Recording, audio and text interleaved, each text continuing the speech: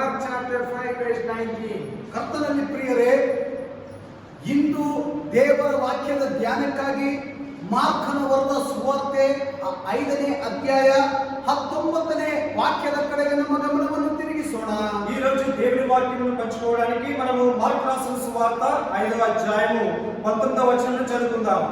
And he did not permit him, but said to him, Go home to your friends and tell them how much the Lord has done for you and how he has had mercy on you. ಆದರೆ ಆತನು ಅವನನ್ನು ಇರಬಿಡದೆ ಅವನಿಗೆ, ನೀನು ನಿನ್ನ ಮನೆಗೂ ನಿನ್ನ ಜನರ ಬಳಿಗೆ ಹೋಗಿ ಸ್ವಾಮಿಯು ನಿನ್ನಲ್ಲಿ ಕರುಣೆಯಿಟ್ಟು ನಿನಗೆ ಎಂತೆಂಥ ಉಪಕಾರಗಳನ್ನು ಮಾಡಿದನು ಅದನ್ನು ಹೇಳು ಅಂದನು. ఆయన వారికి సెలవీయక, నీవు నీ ఇంటి వారి వద్దకు వెళ్ళి ప్రభుని యందు కనికరపడి నీకు చేసిన కార్యములన్నీ వారికి తెలియజెప్పమనెను. The title of our message today is What the Lord has done and has on his mercy. ಕರ್ತನಲ್ಲಿ ಪ್ರಿಯರೇ, ಇಂದು ನಿಮ್ಮ ಬಳಿಯಲ್ಲಿ ರವಾನಿಸಲಿಕ್ಕೆ ಇರುವ ಸಂದೇಶದ ಶಿರೋನಾಮ ಹೀಗಿದೆ: ದೇವರು ಏನೆಲ್ಲ ಮಾಡಿದನೆ ಮತ್ತು ಆತನ ಕರುಣೆ. ప్రియమైన సహోదరి సహోదరులారా, ఈ రోజు మీతో పంచుకోబోతున్న దేవుని యొక్క సారాంశం, ముఖ్య ఉద్దేశం ఏంటంటే ఆయన యొక్క కృపతో దేవుడు ఏమేమి కార్యములు చేసి ఉన్నారు. Jesus said to a person in Gerasene after he was healed. ಕರ್ತನಲ್ಲಿ ಪ್ರಿಯರೇ, ಯೇಸು ಒಂದು ವ್ಯಕ್ತಿಗೆ ಈ ಮಾತನ್ನು ಗುಣ ಹೊಂದಿದ ನಂತರ ಈ ಮಾತನ್ನು ಆತನಿಗೆ ಹೇಳುತ್ತಿದ್ದಾರೆ. యేసు ప్రభువారు ఒక మనిషిని స్వస్థపరిచిన తరువాత చెప్తున్న మాట ఇది. To understand the background of this portion, we need to read from verses 1 to 19. ಕರ್ತನಲ್ಲಿ ಪ್ರಿಯರೇ, ಈ ವಾಕ್ಯದ ಅರ್ಥವನ್ನು ನಮಗೆ ಅರ್ಥ ಆಗಬೇಕಾದರೆ, ಇದರ ಹಿನ್ನೆಲೆಯು ನಮಗೆ ಅರ್ಥ ಆಗಬೇಕಾದರೆ ಈ ಅಧ್ಯಾಯದ 1ನೇ ವಾಕ್ಯದಿಂದ 19ನೇ ವಾಕ್ಯವರೆಗೂ ನಾವು ಧ್ಯಾನಿಸಬೇಕಾಗುತ್ತದೆ. ఈ మాటను దేవుడు చెప్తున్న ఈ మాటను మనకు అర్థం చేసుకోవాలంటే దాని ముందు జరిగిన కథను, అంటే జరిగిన సంఘటనలను మనము ఈ మొదటి 5వ అధ్యాయము, మార్కు సువార్త 5వ అధ్యాయము 1వ వచనం నుండి 19వ వచనాలు మనం చదువుకుంటే దేవుడు ఎందుకు ఈ మాట, ఏ పరిస్థితులు చెప్పారనేది మనకు అర్థమవుతుంది. We can find a miserable person there.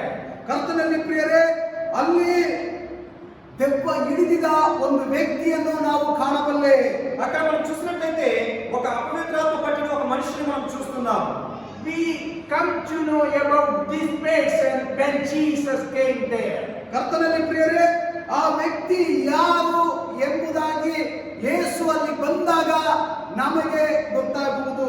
యేసు ప్రభువారు ఆ ప్రాంతముకు వచ్చిన తరువాత ఈ మనిషి గురించి మనకు తెలియబడుతుంది. Chapter 5 verse 1 we read there, they came to the other side of the sea, to the country of the Gerasenes. ಕರ್ತನಲ್ಲಿ ಪ್ರಿಯರೇ, 5ನೇ ಅಧ್ಯಾಯ 1ನೇ ವಾಕ್ಯ, ಆಮೇಲೆ ಅವರು ಸಮುದ್ರದ ಆಚೆ ದಡಕ್ಕೆ ಗೆರಸನೇರ್ ಸೀಮೆಗೆ ಮುಟ್ಟಿದರು.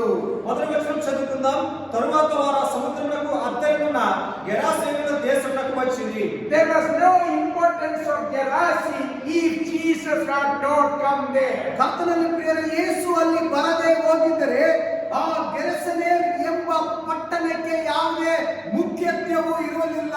ఇక్కడ యేసు ప్రభువారు ఆ పట్టణమునకు రాకముందు ఈ గెరాసేనుల దేశమునకు ఎటువంటి ప్రాముఖ్యత, ఎటువంటిది పేరు అనేది లేదు. There is no importance in our life if Jesus is not with us. ಕರ್ತನಲ್ಲಿ ಪ್ರಿಯರೇ, ಯೇಸು ನಮ್ಮ ಜೀವಿತದಲ್ಲಿ ಇಲ್ಲದೆ ಹೋದರೆ ಯಾವುದೇ ಪ್ರಾಮುಖ್ಯತೆಯು ನಮ್ಮ ಜೀವಿತದಲ್ಲಿ ಇರಲು ಸಾಧ್ಯವಿಲ್ಲ.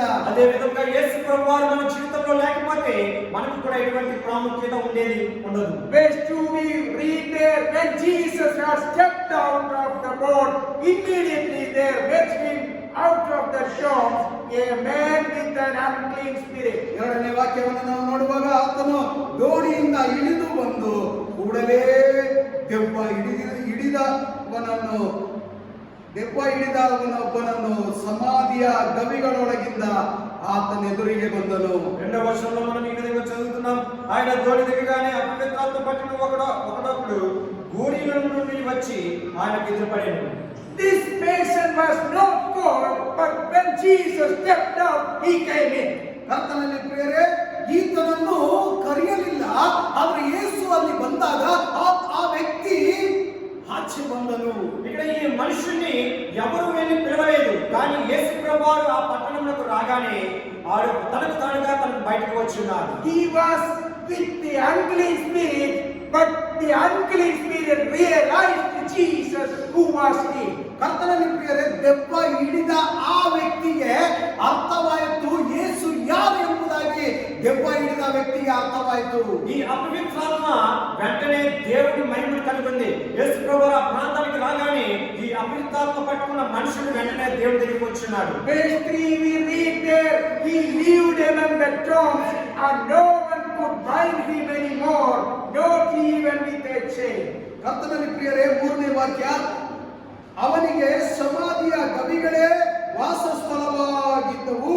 ಅವನನ್ನು ಅನೇಕ ಸಾರಿ ಬೇಡಿಗಳಿಂದಲೂ ಸರ್ಪಣಿಗಳಿಂದಲೂ ಕಟ್ಟಿದರು. ಅವನು ಸರ್ಪಣಿಗಳನ್ನು ಕಿತ್ತು ಬೇಡಿಗಳನ್ನು ಮುರಿದು ಹಾಕಿದನು. 3వ వచనంలో వాడు కోరికలలో వాసన చేసిన వాడు, సంఖ్యలతో నేను ఎవరినూ వాడిని బంధింపలేకపోయాను. Nobody likes to live in tombs. ಯಾರು ಗವಿಗಳಲ್ಲಿ ವಾಸ ಮಾಡಲು ಇಷ್ಟಪಡುವುದಿಲ್ಲ.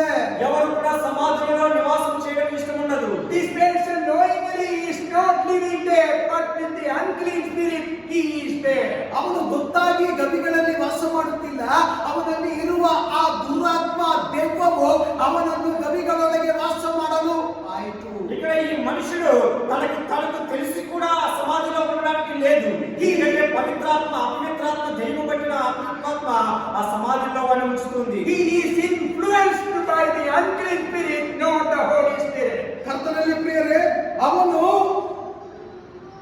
ಈ ವಿಷಯಕ್ಕೆ ಪ್ರೇರಿತ ಆಗಿದೆ ಹೊರತು ದೆವ್ವ ಅವನೊಳಗೆ ಪ್ರೇರಿತ ಆಗಿ ಸೇರಿದೆ ಹೊರತು ಅವನಾಗಿ ಆ ಸ್ಥಳಕ್ಕೆ ಹೋಗಿ ಬಿಡಲಿಲ್ಲ. ఈయన పరిశుద్ధాత్మతో నిండిన వాడు కాడే ఉన్నాడు, అపవిత్రాత్మ పట్టిన దైవం వలె పట్టిన వాడే ఉన్నాడు. It is the importance of the Holy Spirit we need to have in our life to have fellowship with God. ಕರ್ತನಲ್ಲಿ ಪ್ರಿಯರೇ, ನಮ್ಮ ಜೀವಿತದಲ್ಲಿ ಪ್ರಾಮುಖ್ಯವಾಗಿ ಒಂದು ವಿಷಯ ಇರಲೇಬೇಕು. ಅದೇನೆಂಬುದಾಗಿ ನೋಡುವುದಾದ್ರೆ ಯೇಸುವೊಂದಿಗೆ ನಾವು ಹತ್ತಿರ ಸಂಪರ್ಕದಲ್ಲಿ ಇರಬೇಕು. ఒక విషయం జాగ్రత్తగా గమనిద్దాము. మనము దేవుడితో ప్రతిరోజు సంబంధంలో ఉండాలంటే మనము పరిశుద్ధ జీవితం కలిగి ఉండాలి. మనలో పరిశుద్ధాత్మ అనేది ఉండాలి. Verse 4 we find that he had often been bound with shackles and chains, but he wrenched the chains apart and he broke the shackles in pieces.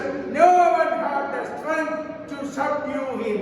ಕರ್ತನಲ್ಲಿ ಪ್ರಿಯರೇ, 4ನೇ ವಾಕ್ಯ, ಅವನನ್ನು ಇನ್ನೂ ಯಾರು ಸರ್ಪಣಿಯಿಂದಾದರೂ ಕಟ್ಟಲಾರದೆ ಹೋದರು. ಅವನನ್ನು ಹತೋಟಿಗೆ ತರುವುದಕ್ಕೆ ಯಾರಿಂದಲೂ ಆಗಲಿಲ್ಲ.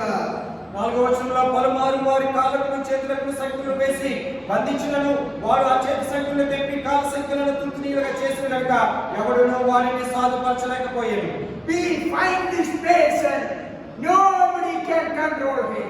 ಕರ್ತನಲ್ಲಿ ಪ್ರಿಯರೇ, ಈ ವ್ಯಕ್ತಿಯನ್ನು ನಾವು ಹೇಗೆ ಹುಡುಕಬಹುದು? ಯಾರು ಇವನನ್ನು ಕಟ್ಟಲಿಕ್ಕೆ ಆಗದೇ ಇರುವ ವ್ಯಕ್ತಿ, ಆತನನ್ನು ನಾವು ಕಂಡು ಅರಿಯಬಹುದು. ఈ వ్యక్తిని చూసినట్లయితే అతను ఎవరు కూడా సంఖ్యలు వేసి బంధించలేకపోయారు. He was not staying in his house. Verse 5, night and day among the tombs and on the mountains, he was always crying out and cutting himself with stones. ಕರ್ತನಲ್ಲಿ ಪ್ರಿಯರೇ, ಆತನು ಮನೆಯಲ್ಲಿ ವಾಸ ಮಾಡುತ್ತಾ ಇರಲಿಲ್ಲ. 5ನೇ ವಾಕ್ಯ, ಅವನು ನಿತ್ಯ ರಾತ್ರಿಯಾಗಲೂ ಸಮಾಧಿಯ ಗವಿಗಳಲ್ಲಿಯೂ ಗುಡ್ಡಗಳಲ್ಲಿಯೂ ಆರ್ಭಟಿಸುತ್ತಾ ಕಲ್ಲುಗಳಿಂದ ತನ್ನನ್ನು ಕಡಿದುಕೊಳ್ಳುತ್ತಾ ಇದ್ದನು. ఈ వ్యక్తి ఎప్పుడు కూడా ఇంట్లో ఉండేవాడు కాదు. 5వ వచనంలో వాడు ఎల్లప్పుడూ దేవాలయాలను సమాధులను కొండలను కేకలు వేయచ్చు తన్ను తాను రాళ్ళతో గాయపరచుకుంటూ ఉండేను. We find this person is doing all things without his knowledge. ಕರ್ತನಲ್ಲಿ ಪ್ರಿಯರೇ, ಅವನ ಸ್ವಂತ ಜ್ಞಾನದಿಂದ ಈ ಕೆಲಸಗಳನ್ನು ಮಾಡುತ್ತಿಲ್ಲ. ಅವನಿಗೆ ಅವನೊಳಗೆ ఇరువ ఆ దెవ్వ ఈ ಕೆಲಸಗಳನ್ನು ಮಾಡುತ್ತಿದೆ. ఈ వ్యక్తి తనకు తనగా తెలుసుకుని చేస్తున్న పని కాదు ఇది. అపవిత్రాత్మ దయ్యం అనేది తనలో ఉండి ఈ పని అంతా కూడా చేస్తుంది. He is crying out and cutting himself with stones. ಕರ್ತನಲ್ಲಿ ಪ್ರಿಯರೇ, ಅವನು ಅಳುತ್ತಾ ಗೋಳಾಡುತ್ತಾ ಕಲ್ಲುಗಳನ್ನೆತ್ತು ಆತನೇ ಗಾಯಪಡಿಸಿಕೊಳ್ಳುತ್ತಿದ್ದ. అతను ఏడుస్తూ కేకలు వేస్తూ రాళ్ళను తీసుకుని తనకు తనగా గాయపరుచుకుంటూ ఉన్నాడు. What happened when he saw Jesus? ಯೇಸುವನ್ನು ಕಂಡಾಗ ಆತನಿಗೆ ಏನಾಯಿತು? యేసు ప్రభువును చూసినప్పుడు అతనికి ఏమైంది? Verse 6 we read there, he ran and fell down before him. ಕರ್ತನಲ್ಲಿ ಪ್ರಿಯರೇ, 6ನೇ ವಾಕ್ಯವನ್ನು ನೋಡುವಾಗ ಅವನು ಯೇಸುವನ್ನು ದೂರದಿಂದ ಕಂಡು ಓಡಿ ಬಂದು ಆತನಿಗೆ ಅಡ್ಡ ಬಿದ್ದು ಮಹಾಶಬ್ದದಿಂದ ಆರ್ಭಟಿಸಿದನು. 6వ వచనంలో మనం చూసినట్లయితే వాడు దూరం నుండి యేసుని చూచి పరిగెత్తుకుని వచ్చి ఆయనకు నమస్కారం చేశాడు. We read there in the previous verses, nobody could subdue this miserable person. ಕರ್ತನಲ್ಲಿ ಪ್ರಿಯರೇ, ಈ ರೀತಿಯಾದ ಕಷ್ಟಕರವಾದ ಸಂಕಟದಲ್ಲಿ ಸಿಲುಕಿಕೊಂಡಿರುವ ಇವನನ್ನು ಯಾರು ವಶಪಡಿಸಿಕೊಳ್ಳಲು ಸಾಧ್ಯವಿಲ್ಲ, ಹತೋಟಿಗೆ ತರಲು ಸಾಧ್ಯವಿಲ್ಲದೆ ಇರುವ ಒಂದು ವ್ಯಕ್ತಿ. మనం చదువుకున్న ఈ పైన ఉన్న 5 వచనాలు చూసినట్లయితే ఈ వ్యక్తితో ఎవరు కూడా సహవాసం చేయలేదు, ఎవరు కూడా ఆయనతో ఉండి మాట్లాడేది లేదు. He never falls down before anybody because he was so powerful. ಅವನು ಯಾರ ಮುಂದೆ ಅಡ್ಡ ಬೀಳುವುದಿಲ್ಲ, ಯಾಕಂತಂದ್ರೆ ಅವನು ಅಷ್ಟು ಬಲಶಾಲಿಯಾಗಿ ದೆವ್ವ ತುಂಬಿದ ಒಂದು వ్యక్తిಯಾಗಿದ್ದ. ఇంతకు ముందు ఈ వ్యక్తి ఎవరి ముందు కూడా నమస్కారం చేయలేదు, ఎందుకంటే అతనికి పట్టిన అపవిత్రాత్మ దయ్యం అనేది చాలా శక్తివంతమైనది. But the unclean spirits realized who was Jesus. ಅಶುದ್ಧಾತ್ಮನಿಗೆ ಅರ್ಥವಾಯ್ತು ಯೇಸು ಯಾರೆಂಬುದು. కానీ ఈ అపవిత్రాత్మకు తెలుసు యేసు ప్రభువారు ఎవరు అనేది. That's why he came there, ran there, and ran down there and fell down before the Lord. ಆದುದರಿಂದ ಅಶುದ್ಧಾತ್ಮ ಹೊಂದಿದ್ದ ಆ ವ್ಯಕ್ತಿ ಓಡಿ ಬಂದು ಯೇಸುವಿನ ಮುಂದೆ ಅಡ್ಡ ಬಿದ್ದನು. అందుకే యేసు ప్రభువారు రాగానే ఆ అపవిత్రాత్మ పట్టిన మనిషి ఏం చేస్తున్నాడంటే పరిగెత్తుకుంటూ వచ్చి ఆయన ముందు నమస్కారం చేసి సాష్టాంగపడుతూ దేవుని మాట్లాడుతున్నారు. Verse 7 we read, he started crying out. ಕರ್ತನಲ್ಲಿ ಪ್ರಿಯರೇ, 7ನೇ ವಾಕ್ಯವನ್ನು ಓದುವಾಗ ಮಹಾಶಬ್ದದಿಂದ ಆರ್ಭಟಿಸಿದನು. 7వ వచనంలో మనం చూసినట్లయితే ఆయన ఏడుస్తూ మాట్లాడుతున్నది మనం చూస్తున్నాం. And he is addressing Jesus, Jesus, Son of the Most High God. ಕರ್ತನಲ್ಲಿ ಪ್ರಿಯರೇ, ಆತನು ಏನು ಮಾಡುತ್ತಿದ್ದಾನೆ ಅಂದ್ರೆ ಯೇಸುವನ್ನು ಉದ್ದೇಶಿಸಿ ಯೇಸುವನ್ನು ಹೀಗೆ ಕೂಗುತ್ತಿದ್ದಾನೆ, ಯೇಸುವೇ ದೇವರ ಕುಮಾರನೇ ಎಂಬುದಾಗಿ. యేసు ప్రభువుని చూసి దేవుని ఎదుట కనపరుస్తూ మాట్లాడుతున్నారు. యేసు సర్వోన్నతుడైన దేవుని కుమారుడా, నీతో నాకేంటి అని ఆ యేసు ప్రభువుతో అపవిత్రాత్మ పట్టిన మనిషి మాట్లాడుతున్నాడు. Who is calling this? Not the man with his sense, but the unclean spirit is telling. ಕರ್ತನಲ್ಲಿ ಪ್ರಿಯರೇ, ಈ ವ್ಯಕ್ತಿಯನ್ನು ಗಮನಿಸಿ, ಸ್ವಂತ ಜ್ಞಾನದಿಂದ ಅಲ್ಲ, ಈತನೊಳಗಿರುವ ದುರಾತ್ಮನು ದೆವ್ವ ಹಿಡಿದ ಈ ವ್ಯಕ್ತಿಯು ಯೇಸುವನ್ನು ನೋಡಿ ದೇವರ ಕುಮಾರನೇ ಎಂಬುದಾಗಿ ಕೂಗುತ್ತಿದ್ದಾನೆ. ఇక్కడ ఈ వ్యక్తిని చూసినట్లయితే తన సొంత జ్ఞానంతో దేవుని కనపరచడం లేదు, తనలో ఉన్న అపవిత్రాత్మ దేవుని యొక్క మహిమను తెలుసుకుని దేవుని కనపరుస్తుంది. This unclean spirit was not at all afraid of anybody there. ಅಲ್ಲಿ ಇರುವ ಯಾವುದೇ ವ್ಯಕ್ತಿಗಳಿಗೂ ಕಂಡರೆ ಭಯ ಇಲ್ಲದೆ ಇರುವ ದುರಾತ್ಮ ಹಿಡಿದ ಈ ವ್ಯಕ್ತಿ. అక్కడ ఉన్న వ్యక్తులందరిలో చూసినట్లయితే ఆ దేశంలో ఉన్న ప్రజలందరికీ చూసినట్లయితే ఈ వ్యక్తి ఈ దురాత్మ ఎవరికి భయపడేది కాదు, ఎవరితో కూడా నెమ్మదిగా మాట్లాడేది కాదు. But when he saw the Lord Jesus, he is calling him Son of the Most High God. ಆದರೆ ಯೇಸುವನ್ನು ಕಂಡಾಗ ಯೇಸುವೇ ಪರಾತ್ಪರನಾದ ದೇವರ ಮಗನೇ ಎಂಬುದಾಗಿ ದುರಾತ್ಮ ನೀಡಿದ ಈ ವ್ಯಕ್ತಿ ಕೂಗುತ್ತಿದ್ದಾನೆ. కానీ ఎప్పుడైతే యేసు ప్రభువుని చూసిందో ఈ అపవిత్రాత్మ దేవుని కనపరుస్తూ సర్వోన్నతుడైన దేవుని కుమారుడా అని పిలుస్తుంది. Dear children of God, that Jesus whom we believe in, he is the Son of the Most High. ಕರ್ತನಲ್ಲಿ ಪ್ರಿಯರೇ, ದೇವರ ಪ್ರೀತಿಯಾದ ಜನರೇ, ಆತನು ನೋಡಿ ಕೂಗುತ್ತಿರುವುದನ್ನು ಕಂಡಿರಾ? ದೇವರೇ, ಯೆಹೋವನೇ, ಪರಾತ್ಪರ దేవుని బిడ్డలమైన మనము జ్ఞాపకం చేసుకోవాల్సింది ఏంటంటే మన సర్వశక్తి కలిగిన దేవుడు, మహిమ కలిగిన దేవుడు, ఆయన సర్వాధికారి. When we go through problems, nobody can help us. Remember, we have a master. We have the Lord Jesus, who is the Son of the Most High. ಕರ್ತನಲ್ಲಿ ಪ್ರಿಯರೇ, ನಾವು ಸಮಸ್ಯೆಯಲ್ಲಿ ಬಳಲುತ್ತಾ ಹಾದು ಹೋಗುತ್ತಾ ಇರುವಾಗ ನಮಗೆ ನೆನಪಿಗೆ ಬರಬೇಕು, ನಮಗೆ ಒಂದು ಯಜಮಾನನಿದ್ದಾನೆ, ಆತನೇ ಪರಸ್ಪರನಾದ ದೇವರು. మన సమస్యల్లో కానీ, కష్టాల్లో కానీ, బాధల్లో కానీ ఉన్నప్పుడు మనం జ్ఞాపకం చేసుకోవాల్సింది మన దేవుణ్ణి, సర్వశక్తి కలిగిన సర్వోన్నతులైన దేవుడు మనకున్నాడు, మనల్ని కాపాడుతాడని ఒక విశ్వాసం మనం కలిగి ఉండాలి. And what is the request of this unclean spirit to the Lord Jesus? Verse 7, last verse, do not torment me. ಕರ್ತನಲ್ಲಿ ಪ್ರಿಯರೇ, ಈ ದುರಾತ್ಮನು ಹಿಡಿದಿದ ಈ ವ್ಯಕ್ತಿಯ ಬೇಡಿಕೆ ಏನೆಂಬುದಾಗಿ 7ನೇ ವಾಕ್ಯ ಕಡೇ ಸಾಲಲ್ಲಿ ಬರೆಯಲ್ಪಟ್ಟಿದೆ. ನನ್ನನ್ನು ಕಾಡಬೇಡ ಎಂದು ಹೇಳಿದನು. ఈ అపరితాత్మ పట్టిన ఈ దురాత్మ దేవుడితో అడుగుతున్న మాట ఏమిటో మనం 7వ వచనము చివరి మాటలో మనం చూద్దాం. నీతో నాకేమి, నన్ను బాధపరచుకోమని దేవుడి పేరిట నీకు ఆడ పెట్టుకుంటున్నానని బిగ్గరగా కేకలు వేస్తుంది. So that means the unclean spirit was not afraid of anybody over there, but he was afraid of the Son, the Most High. ಕರ್ತನಲ್ಲಿ ಪ್ರಿಯರೇ, ಅವರಿಗೆ ಯಾವುದೇ ಅವರಿಗೆ ಯಾವುದೇ ಭಯ ಇಲ್ಲ. ದುರಾತ್ಮನು ಹಿಡಿದಿದ ವ್ಯಕ್ತಿಗೆ ಯಾವುದೇ ಭಯ ಇಲ್ಲ. ಆದರೆ ಯೇಸುವನ್ನು ಕಂಡಾಗ ಭಯಭೀತನಾಗಿ ಅಡ್ಡ ಬಿದ್ದು ಕೆಳಗೆ ಯೇಸುವಿಗೆ ನಮಸ್ಕಾರ ಮಾಡುತ್ತಾ ಬಿಟ್ಟಿದ್ದಾನೆ. ఈ అపవిత్రాత్మ ఎవరికి భయపడేది కాదు, ఆ దేశంలో ఎవరికి కూడా భయపడేది కాదు. కానీ ఎప్పుడైతే యేసు ప్రభువుని చూసిందో దేవుడి దగ్గర మోకాలు ఉండి నమస్కరించి నన్ను ఏమి చేయకు అని ఆనపెట్టుకుని దేవుడికి భయపడుతూ దేవుడిని అడుగుతూ ఉంది. We read in the earlier passage that nobody could subdue him, but the unclean spirit realized that only the Lord Jesus could subdue him, could control him. ಕರ್ತನಲ್ಲಿ ಪ್ರಿಯರೇ, ಅವನನ್ನು ಯಾರಿಗೆ ಹತ್ತೊಟ್ಟಿಗೆ ತರಲಿಕ್ಕಾಗುವುದಿಲ್ಲ ಎಂಬುದಾಗಿ ಮುಂಚೆ ಇರುವ ವಾಕ್ಯದಲ್ಲಿ ನಾವು ನೋಡಿದ್ದೇವೆ. ಆದರೆ ಸರ್ವಶಕ್ತನಾದ ಪರಸ್ಪರನಾದ ದೇವರಿಗೆ ಮಾತ್ರವೇ ಈ ರೀತಿಯಾದ దురాత్మಗಳನ್ನು కట్టి ಹಾಕಲು ಹತ್ತೊಟ್ಟಿಗೆ ತರಲು ಸಾಧ್ಯ. ఈ మనిషిని చూసినప్పుడు ఆ ప్రజలందరూ కూడా, ఆ దేశ ప్రజలందరూ కూడా ఎవరిని బాగు చేయలేరు. ఈ అపవిత్రాత్మ చాలా భయంకరమైనది అని అందరూ అనుకునేవారు. కానీ సర్వశక్తి కలిగిన మన దేవుడికి, యేసు ప్రభువుకి మాత్రమే ఇది సాధ్యమని ఆయన వచ్చినప్పుడు ఆ అపవిత్రాత్మ తెలుసుకుని ఆయన దగ్గరికి వెళ్ళి సాక్షాత్కారపడుతుంది. And verse 10, what did Jesus do? He was saying to him, come out of the man, you unclean spirit.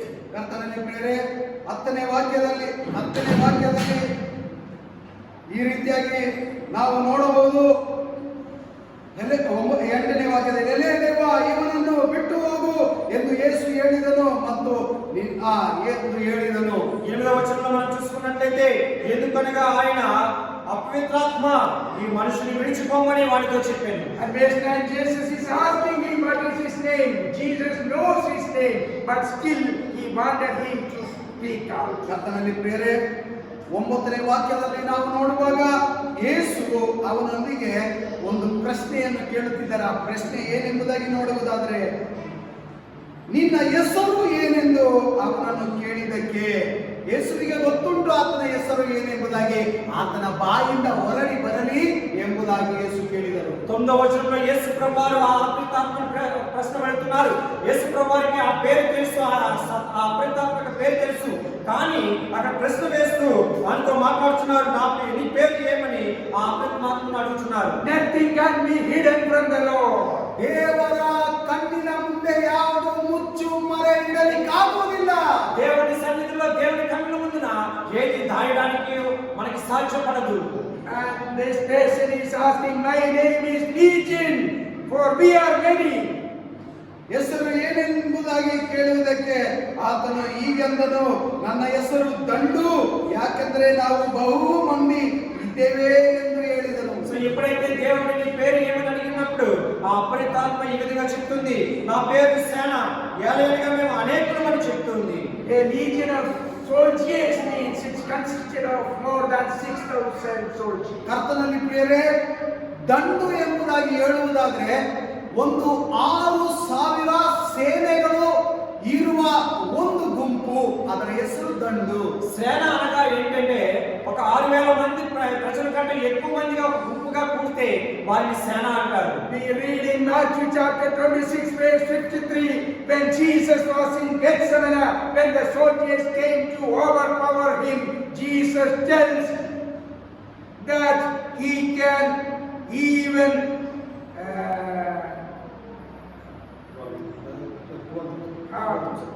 yes, he can.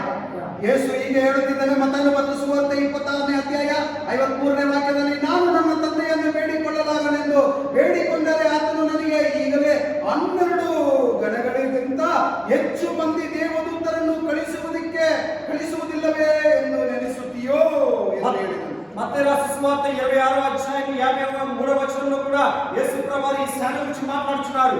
ఈ సమయమున నేను నా తండ్రిని వేడుకొనలేననియు వేడుకొనిన పక్షమున ఆయన 12 సైన్య వ్యూహముల కంటే ఎక్కువ మంది దూతలను నాకు పంపడనియు నీవు అనుకుంటున్నావా?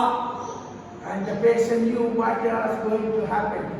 ಆ ವ್ಯಕ್ತಿಗೆ ಅರ್ಥ ಆಯಿತು, ಇಂದು ಏನೋ ಒಂದು ಅದ್ಭುತ ನಡೆಯಲಿಕ್ಕಿದೆಯಪ್ಪ ಯೇಸುವಿನ ಮುಖೇನವಾಗಿ ಎಂಬುದಾಗಿ. ఆ మనిషికి అర్థమవుతుంది, ఇక్కడ యేసు ప్రభువు మూలముగా ఏదో ఒక అద్భుత కార్యం జరగబోతుందని ఆ వ్యక్తి తెలుసుకుంటున్నాడు. And based on we read there, he earnestly asked him not to send them out of the country.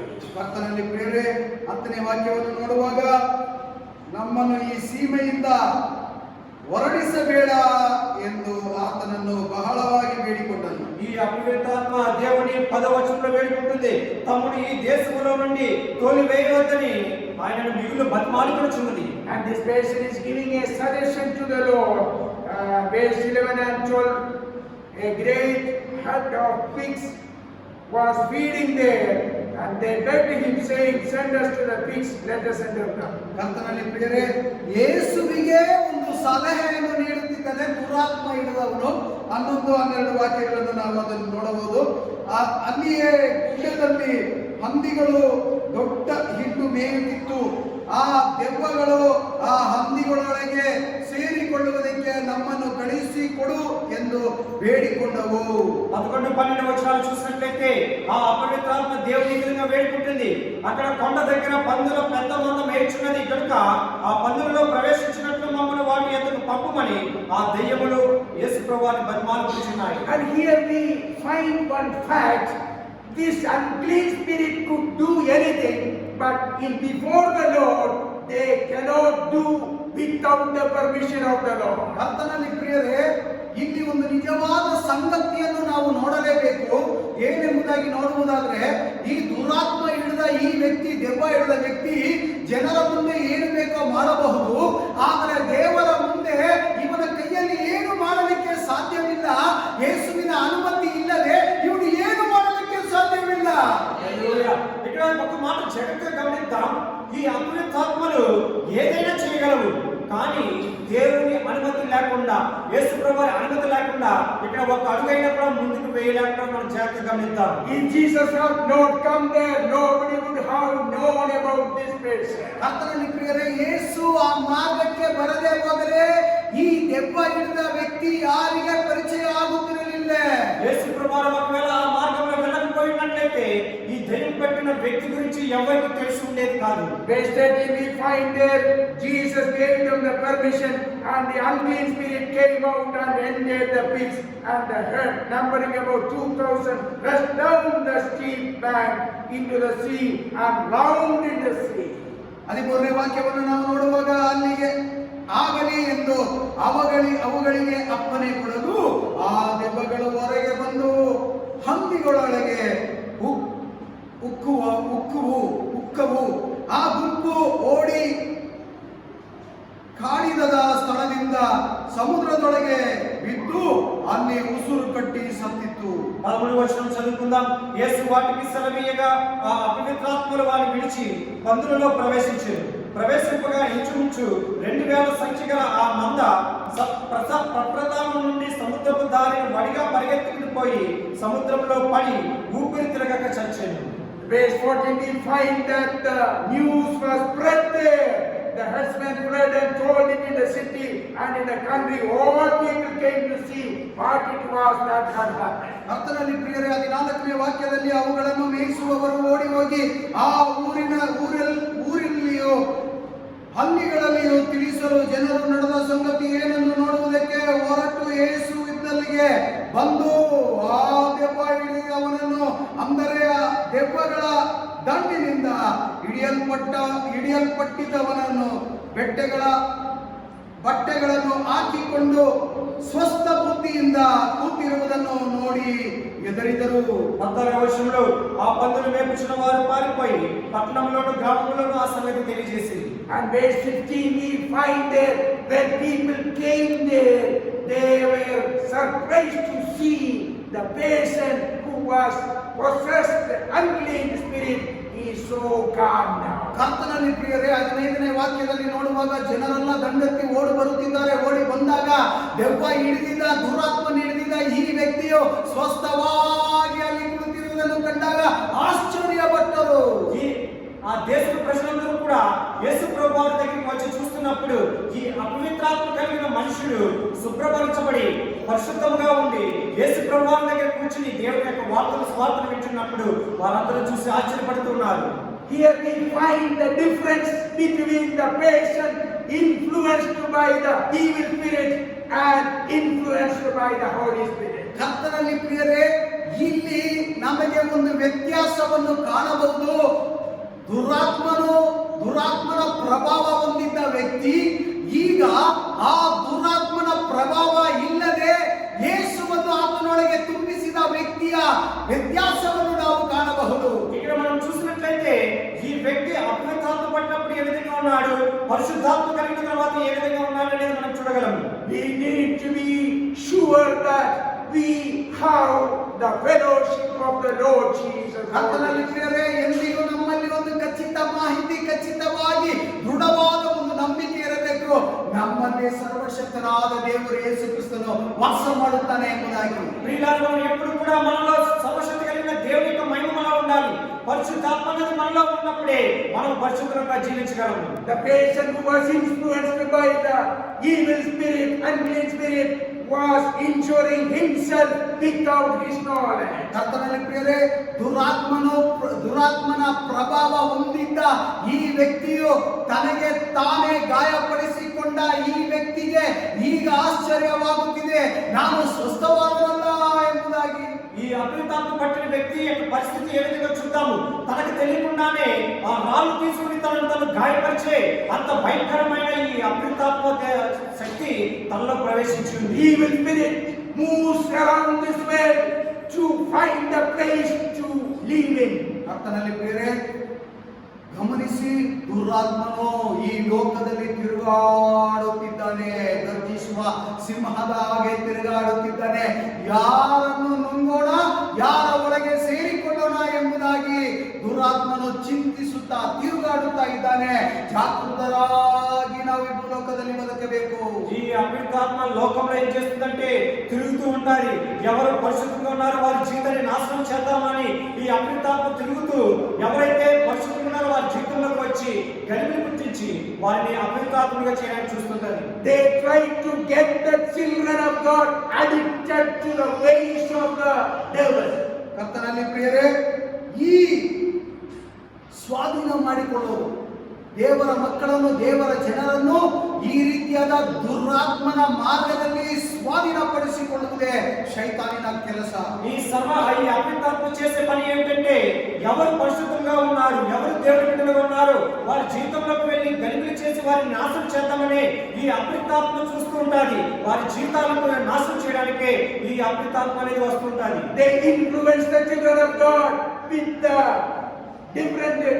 different sorts of things like drinks and mobiles and certain things which are not allowed for the children of God. ಕರ್ತನಲ್ಲಿ ಪ್ರಿಯರೇ, ದೇವರ ಮಕ್ಕಳನ್ನು ಹೇಗೆ ಅವನು ಹಿಡಿಯಬೇಕು, ಯಾವ ಚಟ್ಟದಲ್ಲಿ ಸಿಲುಕಿಸಬೇಕೆಂಬುದಾಗಿ ದುರಾತ್ಮನು ಕಾಯುತ್ತಿದ್ದಾನೆ.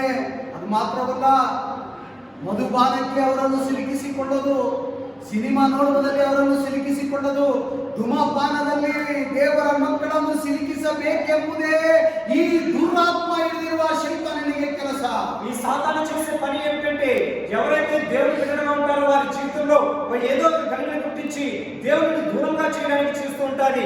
అలాంటి సమయాల్లోనే ఈ సాతాను ఉపయోగించే పనులు ఏమిటంటే మందు తాగించడము, లేకపోతే సిగరెట్ కాల్చడము, ఒకవేళ మొబైల్ ఉపయోగించుకుని వారిని మనసును చెడు మనసును మార్చి అటు చెడుగా మార్పించి దేవుడి నుంచి దూరంగా చేస్తూ ఉంటారు. Without their knowledge, they are going away from God. ಕರ್ತನಲ್ಲಿ ಪ್ರಿಯರೇ, ಈ ರೀತಿಯಾದ ಚಟ್ಟಗಳಿಗೆ ಒಳಗಾಗುವಾಗ ಅವರಿಗೆ ಜ್ಞಾನ ಇಲ್ಲದೆ ದೇವರನ್ನು ಬಿಟ್ಟು ಆಗಲಿ ಹೋಗುತ್ತಾರೆ. ఎప్పుడైతే సాతాను క్రియలు లొంగుతారో వారి జ్ఞానంతో కాకుండానే సాతాను ఆ పని చేసుకుంటూ వెళ్ళిపోతుంటారు. We can find a big difference before the patient was influenced by the evil spirit and after he was freed by the Lord. ಕರ್ತನಲ್ಲಿ ಪ್ರಿಯರೇ, ದುರಾತ್ಮದ ಪ್ರಭಾವ ಹೊಂದಿದ್ದ ವ್ಯಕ್ತಿಯನ್ನು ನಾವು ಕಾಣುವಾಗ ಹೇಗಿದ್ದನೋ ಈಗ ದೇವರಾತ್ಮನ ಪರಿಶುದ್ಧಾತ್ಮನು ಹೊಂದಿದ್ದಾಗ ಅವನಿಗೆ ಬಹಳ ವ್ಯತ್ಯಾಸ ಕಾಣುತ್ತದೆ.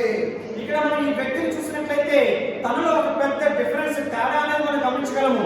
అపవిత్రాత్మ పట్టినప్పుడు అతను ఏ విధంగా ఉండేవాడు, అపవిత్రాత్మ విడిచిపెట్టి పరిశుద్ధాత్మ పొందిన తర్వాత ఏ విధంగా ఉన్నదని చూసినట్లయితే తనలో చాలా మంచి మార్పులు వచ్చినాయి. Verse 15 we read that he was sitting there and he was clothed. Before he had no clothes, and now it is with his right mind. Those people influenced by the evil spirit, they are not with the right mind. ಕರ್ತನಲ್ಲಿ ಪ್ರಿಯರೇ, 15ನೇ ವಾಕ್ಯವನ್ನು ನಾವು ನೋಡುವಾಗ, ಅಂದರೆ ದೆವ್ವಗಳ ದಂಡಿನಿಂದ ಹಿಡಿಯಲ್ಪಟ್ಟಿದ್ದವನು ಬಟ್ಟೆಗಳನ್ನು ಹಾಕಿಕೊಂಡು ಸ್ವಸ್ಥ ಬುದ್ಧಿಯಿಂದ ಕೂತಿರುವುದನ್ನು ನೋಡಿ ಹೆದರಿದರು. ಈಗ ಅವನಿಗೆ ದುರಾತ್ಮನ ಬುದ್ಧಿ ಇಲ್ಲ, ಸ್ವಸ್ಥ ಬುದ್ಧಿ, ಪವಿತ್ರಾತ್ಮನ ತುಂಬಿರುವ ಸ್ವಸ್ಥ ಬುದ್ಧಿಯಿಂದ ಕೂತಿರುವುದನ್ನು ಕಂಡು ಆಶ್ಚರ್ಯಪಟ್ಟರು. మనం 15వ వచనంలో చూసినట్లయితే ఈ దయ్యం పెట్టిన వ్యక్తి బట్టలు ధరించుకుని స్వస్థ చిత్తుడే దేవుడి దగ్గర కూర్చొని చూస్తున్నాము. ఎప్పుడైతే దయ్యం పడతాడో వారి బుద్ధి సరిగా ఉండదు, వారు ఏం చేస్తున్నారో వారికి అర్థం కాదు. అటువంటి పరిస్థితుల్లో వారు దురాత్మకు లోనైపోతారు.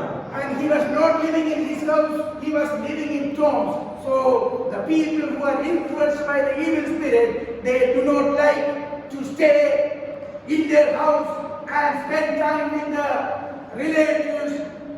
They always want to have their own life. ಕರ್ತನಲ್ಲಿ ಪ್ರಿಯರೇ, ಈ ದೆವ್ವ ಹಿಡಿದು ದುರಾತ್ಮನ ಪ್ರಭಾವದಿಂದ ಬದುಕುತ್ತಿರುವವರು ಗವಿಗಳಲ್ಲಿ ಬದುಕುತ್ತಿರುತ್ತಾರೆ ಹೊರತು ಮನೆಗಳಲ್ಲಿ ಒಳ್ಳೆ ಸಹವಾಸ, ಕುಟುಂಬಸ್ಥರೊಂದಿಗೆ ಒಳ್ಳೆ ಸಹವಾಸ ಮಾಡುವುದಿಲ್ಲ. ಒಳ್ಳೆ ಸಹವಾಸ ಮಾತ್ರವಲ್ಲ, ಕುಟುಂಬಸ್ಥರೊಂದಿಗೆ ಸ್ನೇಹವನ್ನು ಬೆಳೆಸುವುದಿಲ್ಲ. ಅವರಿಗೆ ಹೇಗಾದರೂ ಮನೆ ಬಿಟ್ಟು ಹೊರಗೆ ಹೋಗಲೇಬೇಕು, ಹೊರಗೆ ಇರಬೇಕು, ಚಟಗಳು ಮಾಡಬೇಕು. ಗವಿಗಳಿಗೆ ನಾವು ಏಕಾಂಗಿಯಾಗಿ ಇರಬೇಕೆಂಬುದೇ ಬಯಸುತ್ತಾರೆ. ఎప్పుడైతే మనం దయ్యం పట్టిన వారిని చూస్తున్నామో వారు మనుషులతో కలిసి ఉన్నారు. వారి కుటుంబంతో కానీ, వారి బంధువులతో కానీ, రిలేటివ్స్ తో కానీ వారు కలిసి ఉండడానికి ఇష్టపడరు. వారు ఏకాంతంగా సెపరేట్ గా ఉంటూ ఈ సమాధులలోను, ఈ చెట్లలోను జీవిస్తూ ఉంటారు. Verses 3, 4, 5 we already read. There we find he was uncontrollable, but he is here so controlled and calm. 3, 4, 5 ವಾಕ್ಯಗಳಲ್ಲಿ ನಾವು ಮುಂಚೆ ಓದಿದ್ದೇವೆ. ಆ ವಾಕ್ಯಗಳನ್ನು ನೋಡುವಾಗ ನಿಯಂತ್ರಣ ತಪ್ಪಿ ಹೋಗಿದ್ದ ದುರಾತ್ಮನು ಹಿಡಿದ ವ್ಯಕ್ತಿ, ಆದ್ರೆ ಈಗ ಯಾವುದೇ ನಿಯಂತ್ರಣ ತಪ್ಪಿ ಹೋಗಿಲ್ಲ, ಸುರಕ್ಷಿತವಾಗಿ ನಿಯಂತ್ರಣದಲ್ಲಿ ಇರುತ್ತಿದ್ದಾನೆ ಈ ವ್ಯಕ್ತಿ. 15ನೇ ವಾಕ್ಯದಲ್ಲಿ మనం 3, 4, 5 వచనాల్లో మనం ఆల్రెడీ చదువుకున్నాము. ఈ దయ్యం పట్టిన వ్యక్తి ఒక నియంత్రణ లేకుండా తనకి ఇష్టం వచ్చినట్లుగా తన స్వాధీనంలో లేకుండా సాతాను అనేక పనులు చేస్తుంది. కానీ మనం 15వ వచనం చూసినట్లయితే అతడు స్వబుద్ధి కలిగి దేవుడి దగ్గర కూర్చుని దేవుడి యొక్క సువార్తను వింటున్నాడు. After this person was healed, he wanted to stay with the Lord. We read in verse 17. ಕರ್ತನಲ್ಲಿ ಪ್ರಿಯರೇ, 17ನೇ ವಾಕ್ಯದಲ್ಲಿ ಅವನು ಈ ರೀತಿಯಾಗಿ ಗುಣ ಹೊಂದಿದ ನಂತರ ಅವನು ಅವನು ಯೇಸುವೊಂದಿಗೆ ಜೀವಿಸಬೇಕು ಎಂದು ಯೇಸುವಿನನ್ನು ಬೇಡಿಕೊಳ್ಳುತ್ತಿದ್ದಾನೆ. 16వ వచనంలో ఆయన ఈ విధంగా దేవుని బతిమాలుకుంటున్నాడు. ప్రభువా నన్ను స్వస్థపరిచావు, నేను నీతో పాటు వస్తాను, నేను నీతో పాటు జీవిస్తాను అని దేవుడు బతిమాలుకుంటున్నాడు. And they are telling, don't depart from me, don't depart from this country. ಅವನು ಹೇಳುತ್ತಿದ್ದಾನೆ, ಬೇಡಿಕೊಳ್ಳುತ್ತಿದ್ದಾನೆ, ನನ್ನನ್ನು ಬಿಟ್ಟು ಹೋಗಬೇಡ, ಈ ಪ್ರಾಂತವನ್ನು ಬಿಟ್ಟು ನೀನು ಹೋಗಬೇಡ ಎಂಬುದಾಗಿ. అతను ఈ విధంగా దేవుని బతిమాలుకుంటున్నాడు. నన్ను విడిచి వెళ్ళిపోవద్దు, ఈ దేశాన్ని విడిచి ఈ ప్రాంతాన్ని విడిచి నువ్వు వెళ్ళిపోవద్దు అని బతిమాలుకుంటున్నాడు. We always need to pray to God, God, don't leave our family, don't leave our house, don't leave our village. ಕರ್ತನಲ್ಲಿ ಪ್ರಿಯರೇ, ನಾವು ಯಾವಾಗಲೂ ದೇವರೊಂದಿಗೆ ಪ್ರಾರ್ಥನೆ ಮಾಡಬೇಕಾಗಿರುವ ವಿಷಯ ಇದು ಒಂದೇ. ದೇವರೇ, ನನ್ನನ್ನು ಬಿಟ್ಟು ಹೋಗಬೇಡ, ನನ್ನ ಮನೆಯನ್ನು ಬಿಟ್ಟು ಹೋಗಬೇಡ, ಈ ಹಳ್ಳಿಯನ್ನು ಬಿಟ್ಟು ಹೋಗಬೇಡ, ಈ ಗ್ರಾಮವನ್ನು ಬಿಟ್ಟು ಹೋಗಬೇಡ, ನನ್ನ ಮನೆಯವರನ್ನು ಬಿಟ್ಟು ನೀನು ಎಲ್ಲಿಯೂ ಹೋಗಬೇಡ. హల్లెలూయా. మనం ఎప్పుడు కూడా దేవుని ఈ విధంగా బతిమాలుకోవాలి. ప్రభువా నన్ను విడిచి వెళ్ళిపోవద్దు, నా కుటుంబాన్ని విడిచి వెళ్ళవద్దు, నా ప్రాంతాన్ని నా దేశాన్ని విడిచి వెళ్ళిపోవద్దు అని మనం ఎప్పుడు కూడా మనం దేవుని బతిమాలుకుంటూ ఉండాలి. The Lord Jesus, He wants to stay with us. ಯಾವಾಗಲೂ ಯೇಸು ನಮ್ಮಲ್ಲಿಯೇ, ನಮ್ಮ ಬಳಿಯಲ್ಲಿಯೇ ವಾಸಿಸಬೇಕು, ವಾಸ ಮಾಡಬೇಕು. ఎప్పుడు కూడా యేసు ప్రభువారు మనలోనే జీవించాలి, మనతోటే ఉండాలి. Let our heart be open to the Lord 24 hours a day. ಕರ್ತನಲ್ಲಿ ಪ್ರಿಯರೇ, 24 ಗಂಟೆಗಳ ಕಾಲ ನಮ್ಮ ಹೃದಯಗಳು ದೇವರ ಬಳಿಯಲ್ಲಿ ಬಿಚ್ಚಿಡೋಣ, ಆತನು ಬಂದು ವಾಸ ಮಾಡಲಿ. 24 గంటలు కూడా ప్రతి క్షణం కూడా మన హృదయంలో దేవుని యొక్క సహవాసం ఉండాలి, మనం దేవునితో పాటు ఉండాలి. And this nation was miserable unless and until Jesus came there. ಕರ್ತನಲ್ಲಿ ಪ್ರಿಯರೇ, ಈ ವ್ಯಕ್ತಿ ಸಂಕಷ್ಟದಲ್ಲಿ ಸಿಲುಕಿರುವ ವ್ಯಕ್ತಿ, ಆದರೆ ಯೇಸು ಬರುವ ತನಕ ಅವನು ಸಂಕಷ್ಟದಲ್ಲಿದ್ದ. ಈಗ ಯೇಸು ಬಂದರು, ಬಿಡುಗಡೆಯಾದ. ఈ వ్యక్తి యేసు ప్రభువారు రాకముందు వరకు సంఖ్యల చేత బంధింపబడి సాతాను శోధనలో ఉన్నాడు. కానీ యేసు ప్రభువారు వచ్చినప్పుడు ఆ బంధనాలను విడిపింపబడి ఆయన యేసు ప్రభువారితో పాటు ఉన్నాడు. And this patient, the freed patient, the patient who got well, wanted to follow Jesus.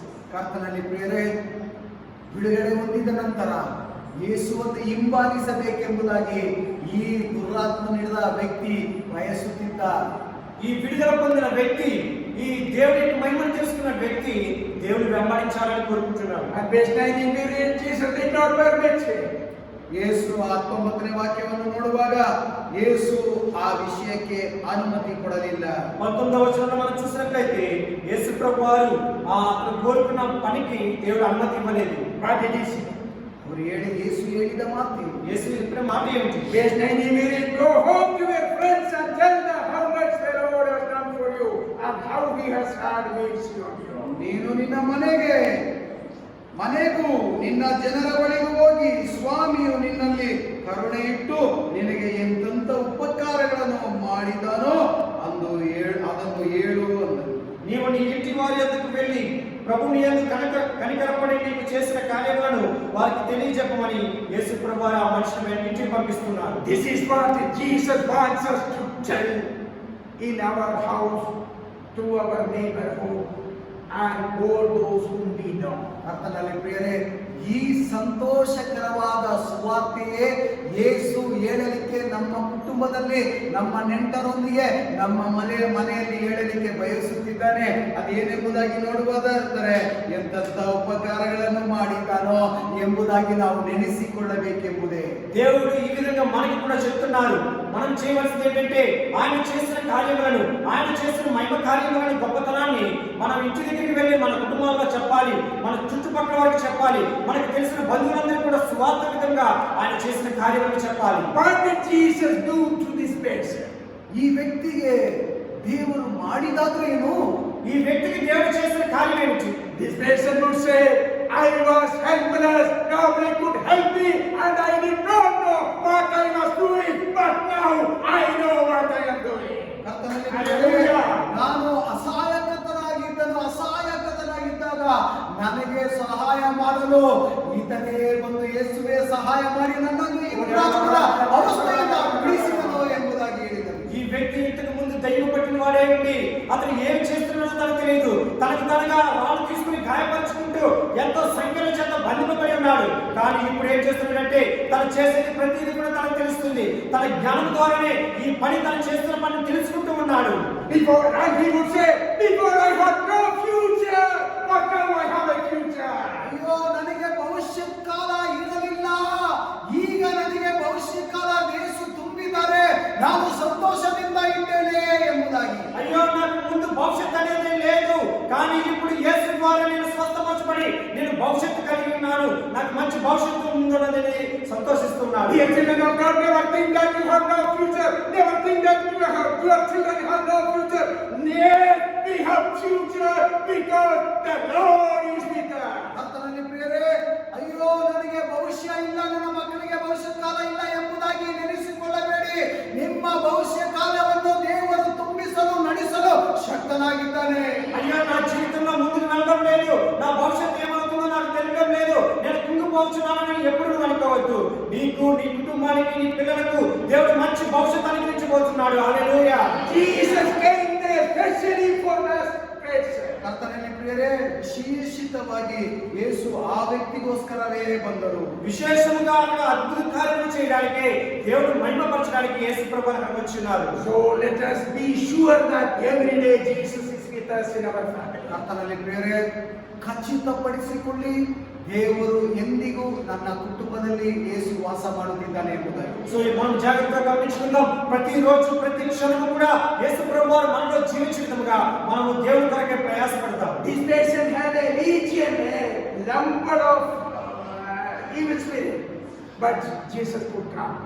ಕರ್ತನಲ್ಲಿ ಪ್ರಿಯರೇ, ಈತನಲ್ಲಿ ಒಂದು ದೊಡ್ಡ ದಂಡು ಇವರೊಂದಿಗೆ ವಾಸ ಮಾಡುತ್ತಿದ್ದರು, ಇವರೊಂದಿಗೆ ಇದ್ದರು. ಆದರೆ ಯೇಸುವಿನ ಬಳಿಯಲ್ಲಿ ಯಾರು ಇರಲಿಲ್ಲ, ಒಂದೇ ವ್ಯಕ್ತಿ ಆತನನ್ನು ಗುಣಪಡಿಸಿದರು. ఇక్కడ ఈ మనిషి అపవిత్రాత్మగా ఉన్నప్పుడు అనేక దెయ్యములు ఇతనిలో ఉన్నాయి, కానీ యేసు ప్రభువు వాటన్నిటిని కూడా శాంతిపరిచి విడిచిపెట్టేలా చేశారు. How many problems we are not able to control. ಕರ್ತನಲ್ಲಿ ಪ್ರಿಯರೇ, ಅನೇಕ ಸಮಸ್ಯೆಯಿಂದ ಬಳಲುತ್ತಿದ್ದೀರಾ, ನಾವು ಅದನ್ನು ನೈತಿಕತೆ ತೆಗೆದುಕೊಳ್ಳಲಿಕ್ಕೆ ಸಾಧ್ಯವಿಲ್ಲ. మన జీవితంలో కూడా అనేక సమస్యలు, ఈ భయంకరమైన సమస్యలు మన జీవితంలో ఉన్నాయి. వాటి నుండి రక్షించడానికి మనకి ఎవరు సహాయం చేయలేదు. Let us remember that Jesus, He is the Son of the Most High. ಕರ್ತನಲ್ಲಿ ಪ್ರಿಯರೇ, ನಾವು ಒಂದು ವಿಷಯವನ್ನು, ಒಂದು ಮಾತನ್ನು ನೆನಪಿಸಿಕೊಳ್ಳೋಣ, ನೆನಪಿಗೆ ತಂದುಕೊಳ್ಳೋಣ. ಪರತ್ಪರನಾದ ಸರ್ವಶಕ್ತನಾದ ದೇವರ ಮಗನು ನಮ್ಮೊಂದಿಗಿದ್ದಾನೆ ಎಂಬುದಾಗಿ. మనం ఎప్పుడు ఒకే మాట జ్ఞాపకం చేసుకోవాలి. సర్వోన్నతుడైన దేవుని కుమారుడు మన దగ్గర ఉన్నారు, ఆయన సమస్తమునకు సాధ్యపడుతుందని మనం జ్ఞాపకం చేసుకోవాలి. It is the mercy of God that the Lord Jesus went to Gennesaret so that this man could be healed. ಕರ್ತನಲ್ಲಿ ಪ್ರಿಯರೇ, ಅದು ದೇವರ ಕರುಣೆಯೇ. ಯೇಸು ಕ್ರಿಸ್ತನು ಗೆರಸನೇರ್ ಎಂಬ ಆ ಪ್ರಾಂತಕ್ಕೆ ಹೋಗಿ ಆತನನ್ನು ಭೇಟಿಯಾಗಿ ಅವನನ್ನು ಬಿಡುಗಡೆ ಹೊಂದಿಸಲು, దేవుని మహిమ కార్యములు జరిగించడానికి యేసు ప్రభువు ఈ గెరసేనీయుల ప్రదేశంలోకి దేశంలోకి వెళ్ళి అక్కడ ఈ దయ్యం పెట్టిన వారిని స్వస్థపరుస్తున్నారు. We find the vast difference this patient received from the Lord. ಕರ್ತನಲ್ಲಿ ಪ್ರಿಯರೇ, ಮುಂಚೆ ಈ ವ್ಯಕ್ತಿಯಲ್ಲಿದ್ದ ವ್ಯತ್ಯಾಸಕ್ಕೂ ಈಗ ಬಿಡುಗಡೆ ಹೊಂದಿದ ನಂತರ ಇರುವ ವ್ಯತ್ಯಾಸಕ್ಕೂ ಬಹಳವಾದ ವ್ಯತ್ಯಾಸವನ್ನು ನಾವು ಕಾಣಬಲ್ಲೆ. మనం ఈ వ్యక్తి యొక్క ముందు పరిస్థితిని చూసినప్పుడు, ప్రస్తుతం ఉన్న పరిస్థితిని చూసినప్పుడు చాలా వ్యత్యాసం మనం చూస్తున్నాం. Let us close our eyes and find our problems. ಕರ್ತನಲ್ಲಿ ಪ್ರಿಯರೇ, ನಮ್ಮ ಕಣ್ಣುಗಳನ್ನು ಮುಚ್ಚಿ ನಮ್ಮ ಸಮಸ್ಯೆಗಳನ್ನು ನಮ್ಮ ಕಣ್ಣಿನ ಮುಂದೆ ನಾವು ತೆಗೆದುಕೊಳ್ಳೋಣ. ప్రియమైన సహోదరి సహోదరులారా, మన కన్నులు మూసుకుని మన యొక్క సమస్యలను మన కళ్ళ ముందు తెచ్చుకుని మనం దేవుని దగ్గర ప్రార్థన చేద్దాం. We do not have a problems of legion. ಕರ್ತನಲ್ಲಿ ಪ್ರಿಯರೇ, ದಂಡಾಗಿ ದೆವ್ವಗಳನ್ನು ಇಟ್ಟಿರುವ ಸಮಸ್ಯೆ ನಮ್ಮ ಬಳಿಯಲ್ಲಿಲ್ಲ. ఇక్కడ సైన్యముగా కలిగి ఉన్న దెయ్యం యొక్క సమస్య మన జీవితంలో లేవు, కానీ Our problems are so legion. ನಮ್ಮ ಸಮಸ್ಯೆಗಳು ಸಾಮಾನ್ಯವಾದ ಸಮಸ್ಯೆಗಳಾಗಿರಬಹುದು. మన సమస్యలు ఒకవేళ ఈ వ్యక్తిగత భయంకరమైనవి కాకపోయినప్పటికీ For us, we might think that it's a big problem. ಆ ಸಮಸ್ಯೆಯು ನಮಗೆ ಕಾಡಬಹುದು ಒಟ್ಟು ಸಮಸ್ಯೆ ಎಂಬುದಾಗಿ. ఆ సమస్యను చూసినప్పుడు ఇది ఒక చాలా పెద్ద సమస్యగా ఉందని మనం అనుకోవచ్చు. So let us find the Lord Jesus, the Son, the Most High, before our problem. ಆತನಲ್ಲಿ ಪ್ರಿಯರೇ, ಪರತ್ಪರನಾದ ದೇವರನ್ನು ನಮ್ಮ ಸಮಸ್ಯೆಯಲ್ಲಿ ನಾವು ಆತನನ್ನೇ ಇಟ್ಟು ದೃಷ್ಟಿಸೋಣ.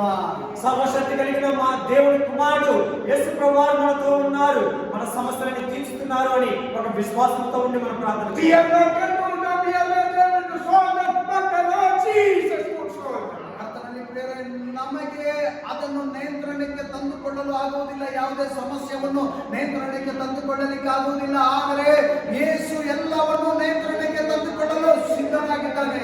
ఒకవేళ ఆ సమస్యను మనం ఎదుర్చలేకపోవచ్చు, ఆ సమస్యతో మనం పోరాడలేకపోవచ్చు, కానీ సర్వశక్తి కలిగిన దేవుడు మనకు తోడుగా ఉంటే ఆ సమస్య నుండి మనం విడుదల పొందగలము. విశ్వాసంతో మనం ప్రార్థన చేద్దాం. But there is no doubt Jesus could control them. But we need to leave anything that is influenced by the devil. ಕರ್ತನಲ್ಲಿ ಪ್ರಿಯರೇ, ಯೇಸುವಿನ ಕೈಯಲ್ಲಿ ಎಲ್ಲ ಸಾಧ್ಯ. ಆದರೆ ದೆವ್ವ ಹಿಡಿಯುವ ತನಕ ನಮ್ಮನ್ನು ನಾವು ಆ ಬಳಿಯಲ್ಲಿ, ಆ ಮಾರ್ಗದಲ್ಲಿ ಬಿಟ್ಟು ಕೊಡಲೇಬಾರದು. ದೇವರ ಮಾರ್ಗದಲ್ಲಿ ನಾವು ವಾಸಿಸಬೇಕು.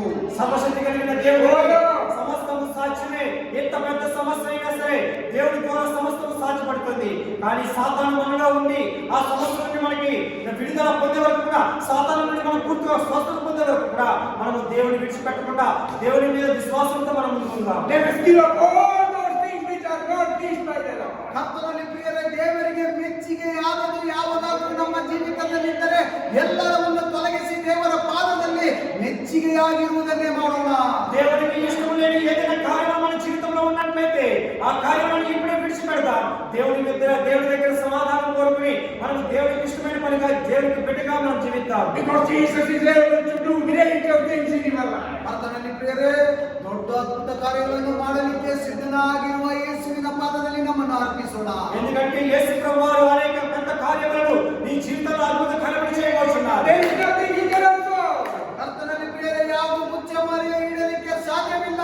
ఏది దాయడానికి సాధ్యపడదు, సమస్తము ఆయనకి సాధ్యమే. Oh, as this nation has seen what Jesus has done in their life and the mercy of God, yes, let us admit to God so that we also believe, we also experience the great things Jesus is doing in our life and his mercy. ದುರಾತ್ಮನು ಹಿಡಿದು ದುರಾತ್ಮನ ಪ್ರಭಾವದಿಂದ ಬದುಕುತ್ತಿದ್ದ ಈ ವ್ಯಕ್ತಿ ಯೇಸುವನ್ನು ಕಂಡು ಹೇಗೆ ಅಡ್ಡ ಬಿದ್ದನೋ, ಅದೇ ರೀತಿಯಾಗಿ ನಾವು ಸಮಸ್ಯೆಯಿಂದ ಬಳಲುತ್ತಿರುವ ನಾವುಗಳು ಎಲ್ಲ ಸಮಸ್ಯೆಗಳನ್ನು ಆತನ ಪಾದದಲ್ಲಿ ನಾವು ಹಾಕಿಕೊಳ್ಳೋಣ. ಆತನ ಎಲ್ಲವನ್ನು ನಮಗೆ ದೊಡ್ಡ ಅದ್ಭುತ ಕಾರ್ಯಗಳನ್ನು ಮಾಡಿ ಮುಗಿಸುವ ಆತನಾಗಿದ್ದಾನೆ. ఈ అమృతాత్మ పట్టిన ఈ మనుషుడు ఏ విధంగా దేవుని ముందు సాష్టాంగపడి ప్రభువా నన్ను క్షమించమని ఏ విధంగా కోరుకుంటున్నాడు, మనము కూడా దేవుని దగ్గర సాష్టాంగపడి ప్రభువా నన్ను దీవించు, నా సమస్య నుండి నాకు పరిష్కారం ఇవ్వమని దేవుని దగ్గర కొనియాడుకుందాం.